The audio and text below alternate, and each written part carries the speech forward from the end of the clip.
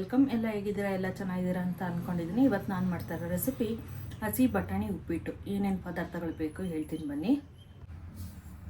ನೋಡಿ, ರವೆ ತಗೊಂಡಿದ್ದೀನಿ, ಮತ್ತು 1 ಕಪ್ಪು ಬಟಾಣಿ ತಗೊಂಡಿದ್ದೀನಿ, ಮತ್ತು ಕಡಲೆಬೇಳೆ, ಉದ್ದಿನಬೇಳೆ, ಸಾಸಿವೆ, ಚೂರು ಇಂಗು ತಗೊಂಡಿದ್ದೀನಿ, ಎಣ್ಣೆ ತಗೊಂಡಿದ್ದೀನಿ, ಆಮೇಲೆ ಕಾಯಿ ತುರಿ, ಹಸಿಮೆಣಸಿನಕಾಯಿ, ಕರಿಬೇವಿನ ಸೊಪ್ಪು, 2 ಈರುಳ್ಳಿ, 1 ಟೊಮೊಟೊ, 1 ನಿಂಬೆಹಣ್ಣು ಇಷ್ಟು ತಗೊಂಡಿದ್ದೀನಿ. ಬನ್ನಿ ಹೇಗೆ ಮಾಡೋದು ಅಂತ ಹೇಳ್ತೀನಿ. ಸ್ಟವ್ ಆನ್ ಮಾಡ್ಕೊಳ್ತಾ ಈಗ ನಾನು ಇಟ್ಟಿದ್ದೀನಿ. ನೋಡಿ, 3 ರಿಂದ 4 ಸ್ಪೂನ್ ಎಣ್ಣೆ ಹಾಕ್ಕೊಂಡು ರವೆ ಹುರ್ಕೊಳ್ಳೋಣ. ನಾನು ಆಲ್ರೆಡಿ ಹೇಳ್ದಂಗೆ ನನ್ನ ವೀಡಿಯೋದಲ್ಲಿ ನಾನು ಫಸ್ಟೇ ಹೇಳಿದ್ದೀನಿ, ನಾನು ಕಡಲೆಕಾಯಿ ಎಣ್ಣೆ ಉಪಯೋಗಿಸ್ತಾ ಇದ್ದೀನಿ ಅಂತ. ಕಡಲೆಕಾಯಿ ಎಣ್ಣೆನ ನಾನು ಉಪಯೋಗಿಸೋದು. ನೋಡಿ, ಎಣ್ಣೆ ಕಾದಿದೆ, ರವೆ ಹಾಕೊಂತ ಇದ್ದೀನಿ ನಾನು. ಏನು ಮೇಡಮ್ ವಿಶೇಷ ಎಣ್ಣೆ ಹಾಕೊಂಡು ರವೆ ಹೊಡಿಯೋದು ಅಂತ ಹೇಳ್ತೀರಾ? ಉಪ್ಪಿಟ್ಟು ತುಂಬ ಚೆನ್ನಾಗಿ ಬರುತ್ತೆ, ಉದುದ್ರಾಗಿ ತುಂಬ ಚೆನ್ನಾಗಿರುತ್ತೆ. ಉದುದ್ರು ಬೇಕು ಅಂದರೆ ಉದುದ್ರು ಮಾಡ್ಕೊಬೋದು, ಇಲ್ಲ ಅಂದರೆ ಮುದ್ದೆ ಬೇಕು ಅಂದರೆ ಸ್ವಲ್ಪ ಮುದ್ದೆಯಾಗೂ ಮಾಡ್ಕೊಬೋದು. ನಾನು ಆಲ್ರೆಡಿ ಇವಾಗ ಫಸ್ಟೇ ನಿಮಗೆ ಅವರೆಕಾಳು ಉಪ್ಪಿಟ್ಟು ಮಾಡೋದು ತೋರಿಸಿದ್ದೀನಿ, ಅದು ಡಿಸ್ಕ್ರಿಪ್ಷನ್ ಬಾಕ್ಸಲ್ಲಿರುತ್ತೆ ವಿಡಿಯೋ ನೋಡಿ. ಹಸಿ ಬಟಾಣಿದೇನು ಸ್ಪೆಷಲ್ ಅಂತೀರಾ? ಇದು ಹಸಿ ಬಟಾಣಿ ಅಂದರೆ ಫ್ರೋಝನ್ ಸೀಡ್ಸ್ ಅಲ್ಲ, ಹಸಿ ಬಟಾಣಿ ಬರುತ್ತಲ್ಲ ಮಾಮೂಲಿ, ಅದನ್ನು ತಂದಿದ್ದೆ. ಅದ್ರದ್ದು ಹಸಿ ಬಟಾಣಿ ಉಪ್ಪಿಟ್ಟು ತುಂಬ ಚೆನ್ನಾಗಿರುತ್ತೆ. ಮದುವೆ ಮನೆ ಶೈಲಿಯಲ್ಲೇ ಮಾಡ್ತಾಯಿರೋದು ನಾನೀಗ. ತುಂಬ ಚೆನ್ನಾಗಿರುತ್ತೆ. ಮಾಡಿ ತಿಂದು ಹೇಗೆ ಬಂತು ಅಂತ ಕಮೆಂಟ್ ಮಾಡಿ. ಒಟ್ಟಿದ್ದಾಗಿದೆ, ಈಗ ಕೆಂಪಾಗಿದೆ, ಗಮ್ಮಂತ ಇದೆ ರವೆ. ನೋಡಿ, ಪೂರಿ ಸಣ್ಣ ಮಾಡ್ಕೊಂಡು ಪ್ಲೇಟಿಗೆ ಹಾಕ್ತಾ ಇದ್ದೀನಿ ನಾನು. ನೋಡಿ, ಅದೇ ಬಾಣಲಿಯಲ್ಲಿ ಮತ್ತೆ ಬಾಣಲಿ ಇಟ್ಟು ನಾನು ಎಣ್ಣೆ ಹಾಕ್ಕೊತಾ ಇದ್ದೀನಿ. ಈಗ ಒಗ್ಗರಣೆಗೆ 7 ರಿಂದ 8 ಸ್ಪೂನ್ ಅಷ್ಟು ಎಣ್ಣೆ ಹಾಕ್ಕೊಂಡಿದ್ದೀನಿ ನಾನು ಈಗ. ನೋಡಿ, ಎಣ್ಣೆ ಕಾದಿದೀಗ ಸಾಸಿವೆ, ಉದ್ದಿನಬೇಳೆ, ಕಡಲೆಬೇಳೆ ಎಲ್ಲ ಹಾಕ್ತಾ ಇದ್ದೀನಿ ಈಗ.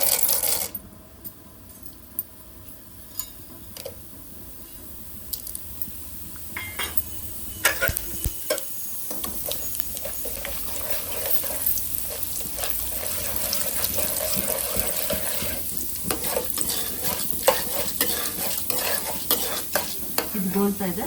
ಇವಾಗಲೇ ಹಸಿಮೆಣಸಿಗೆ ಕರಿಬೇವಿನ ಸೊಪ್ಪು 2 ಹಾಕೋಣ.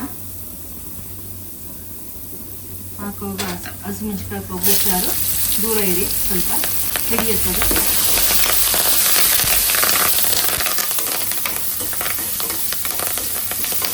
ಏನು ಮೇಡಮ್, ಕಡಲೆಬೇಳೆ ಉದ್ದಿನಬೇಳೆ ಗೋಲಾದ್ರೂ ಒಳಗೆ ಹಸಿಮೆಣಸಿಕಾಯಿ ಹಾಕ್ತೀರಾ ಅಂತ ಕೇಳ್ಬೋದು.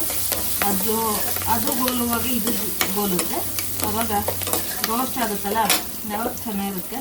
ಈ ಗೋಲದ ಮೇಲೆ ಹಾಕಿದ್ರೆ ಅದು ತುಂಬ ಕಪ್ಪು ಆಗಿಬಿಡುತ್ತೆ. ಹಾಗಾಗಿ ಗೋಲುವಾಗಲೇ ಹಾಕ್ತೀನಿ. ಕೆಲವರು ಈರುಳ್ಳಿ ಎಲ್ಲ ಮಗ್ಸಿದ್ಮೇಲೆ ಹಸಿಮೆಣಸಿಕಾಯಿ ಹಾಕ್ತಾರೆ, ಹಂಗೆ ಮಾಡ್ಕೊಳಕ್ಕೆ ಹೋಗ್ಬೇಡಿ. ಹಿಂಗೆ ಮಾಡಿ ತುಂಬ ಚೆನ್ನಾಗಿ ಬರುತ್ತೆ. ಕೆಲವರು ಘಾಟಾಗುತ್ತೆ ಅಂತ ಆ ರೀತಿ ಮಾಡ್ತಾರೆ.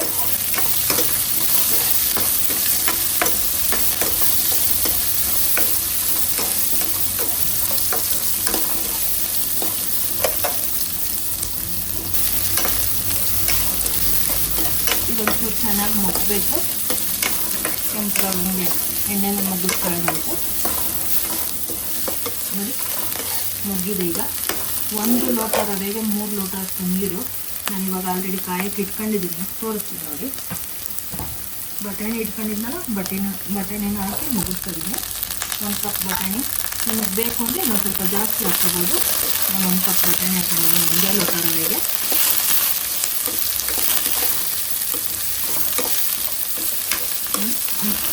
ಬಟಾಣಿನ ಮುಗ್ಗಷ್ಟರಲ್ಲಿ ನೀರು ಕಾದಿದೆ, ನೀರು ಕಾಯ್ದಿರೋ ತೋರಿಸ್ತೀನಿ ನೋಡಿ.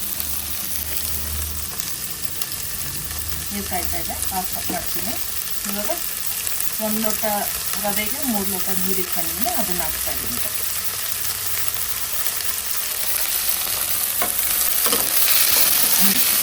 ಹಸಿ ಬಟಾಣಿ ಹಾಕಿದ್ಮೇಲೆ ಅದು ಮುಗ್ತಾ ಇದೆ. ಎಣ್ಣೆಲಿ ಮುಗಿಸಿ ಹಾಕಿದ್ರೆ ತುಂಬ ಚೆನ್ನಾಗಿ ಬರುತ್ತೆ.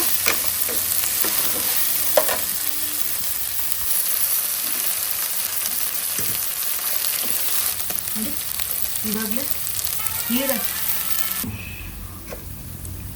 ಉಪ್ಪು ಹಾಕಿದ್ದೀನಿ. ಉಪ್ಪು ಒಗ್ಗರಣೆಗೆ ಹಾಕಿ ಮೊಗ್ಸಿದ್ರೆ ಚೆನ್ನಾಗಿ ಬರುತ್ತೆ. ಈರುಳ್ಳಿಗೆ ಮೊಗ್ಗುತ್ತೆ ಚೆನ್ನಾಗಿ. ಉಪ್ಪು ಬಟಾಣಿಗೆಲ್ಲ ಉಪ್ಪು ಹಿಡಿಯುತ್ತೆ.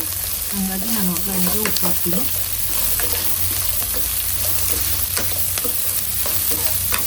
ಮೆಣಸಿನ್ಕಾಯಿ ಖಾರ ಅಂತಾರಲ್ಲ, ಉಪ್ಪು ಹಾಕಿದ ತಕ್ಷಣ ಖಾರ ಹೊಡೆಯುತ್ತೆ ಮೆಣಸಿನ್ಕಾಯಿಗೆ. ಮೊಗ್ಗಿದೆ. ಇವಾಗ ನೀರು ಹಾಕ್ತಾಯಿದ್ದೀನಿ. ಒಂದು 10 ನೀರು ಕಾಯಿಸಿಟ್ಕೊಂಡು ಏನೊಂದು 10 ನಿಮಿಷದಲ್ಲಿ ನೀರು ಕಾಯಿಸಿಟ್ಕೊಂಡಿದ್ರೆ ಒಂದು 10 ನಿಮಿಷದಲ್ಲಿ ಉಪ್ಪಿಟ್ಟಾಗೋಗುತ್ತೆ.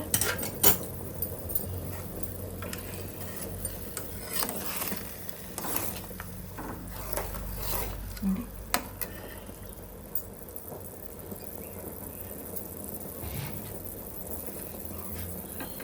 ಟೊಮೊಟೊ ಇಟ್ಕೊಂಡಿದ್ನಲ್ಲ, ಟೊಮೊಟೊ ಹಾಕ್ತಾಯಿದ್ದೀನಿ. ನೋಡಿ,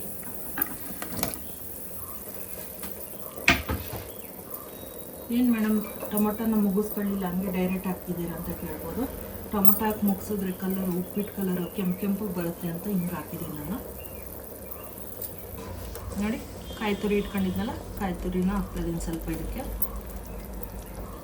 ಮೇಲೆ ಒಂಚೂರು ರವೆ ಹಾಕಿದ್ಮೇಲೆ ಒಂದು ಸ್ವಲ್ಪ ಹಾಕೋಣಂತೆ.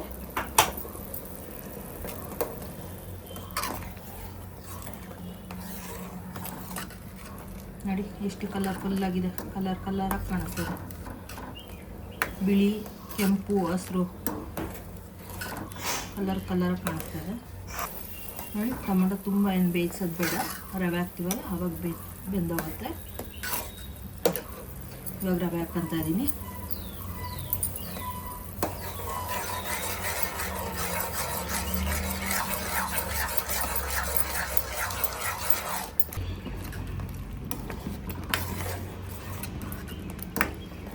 ನೋಡಿ, ನೀರಿರುತ್ತಲ್ಲ ಅದೆಲ್ಲ ಕುಂಬ್ಳಕ್ಕೆ ಬಿಡೋಣಂತೆ. ನಿಂಬೆಹಣ್ಣು ಹಿಂಡ್ಬಿಟ್ಟು ಕುಂಬ್ಳಕ್ಕೆ ಬಿಡೋಣಂತೆ. ನೋಡಿ, ನಿಂಬೆಹಣ್ಣು ಹಿಂಡ್ಕೊತಾ ಇದ್ದೀನಿ. ಬೀಜ ಇರುತ್ತೆ, ಬೀಜ ತೆಕ್ಕೊಬಿಡಿ. ನೋಡಿ,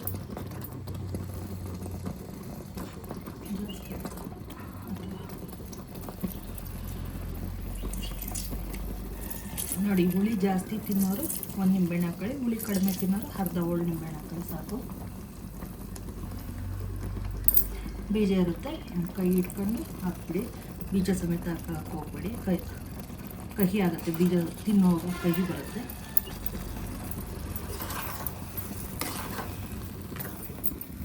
ನೋಡಿ, ರವೆ ಕುಂಬ್ಳಿದೆ ನೋಡಿ. ನಿಂಬೆಹಣ್ಣು ಹಾಕಿದ್ದೀನಲ್ಲ, ಕೈ ಹಾಕ್ತಾಯಿದ್ದೀನಿ. ಈಗ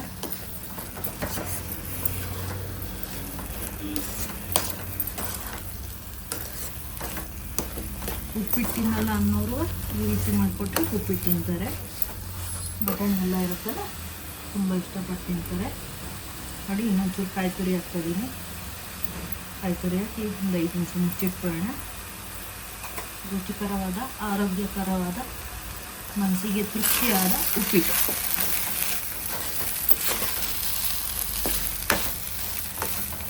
ಸಿಮ್ ಮಾಡಿಬಿಟ್ಟು ಮುಚ್ಚಿಡ್ತೀನಿ ಒಂದು 5 ನಿಮಿಷ, 5 ಸೆಕೆಂಡು, 5 ನಿಮಿಷ ಅಲ್ಲ, ಜಾಸ್ತಿ ಹೊತ್ತಾಗ್ಬಿಡುತ್ತೆ. 5 ಸೆಕೆಂಡ್ ಮುಚ್ಚಿಡ್ತೀನಿ. ಕುಂಬ್ಳಬೇಕಾದ್ರೆ ನೋಡಿ, ತಟ್ಟೆ ಮುಚ್ತಾ ಇದ್ದೀನಿ ಈಗ. ನೋಡಿ, ಕುಂಬ್ಳಿದೆ, ಓಪನ್ ಮಾಡ್ತಾ ಇದ್ದೀನಿ ಈಗ. ನೋಡಿ ಎಷ್ಟು ಚೆನ್ನಾಗಿ ಬಂದು ಉಪ್ಪಿಟ್ಟು ಅನ್ನೋದು. ಹಸಿ ಬಟಾಣಿ ಉಪ್ಪಿಟ್ಟು. ಲೈಕ್ ಮಾಡಿ, ಶೇರ್ ಮಾಡಿ, ಸಬ್ಸ್ಕ್ರೈಬ್ ಮಾಡಿ, ಬೆಲ್ ಐಕಾನನ್ನು ಒತ್ತಿ ನೋಟಿಫಿಕೇಷನ್ ಬರುತ್ತೆ. ನನ್ನ ವೀಡಿಯೋನ ಯಾರು ಸ್ಕಿಪ್ ಮಾಡಿದ್ರೆ ಪೂರ್ತಿ ನೋಡಿ, ಅರ್ಥ ಆಗುತ್ತೆ.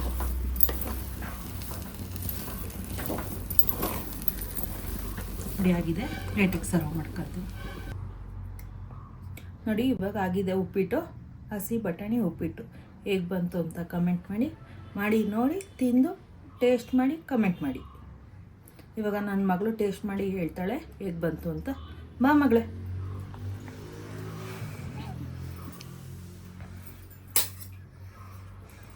ನೋಡಿ, ಇವಾಗ ನನ್ನ ಮಗಳು ಟೇಸ್ಟ್ ಮಾಡಿ ಹೇಳ್ತಾಳೆ ಹೇಗೆ ಬಂತು ಅಂತ. ಬಿಸಿ ಬಿಸಿ ಇದೆ.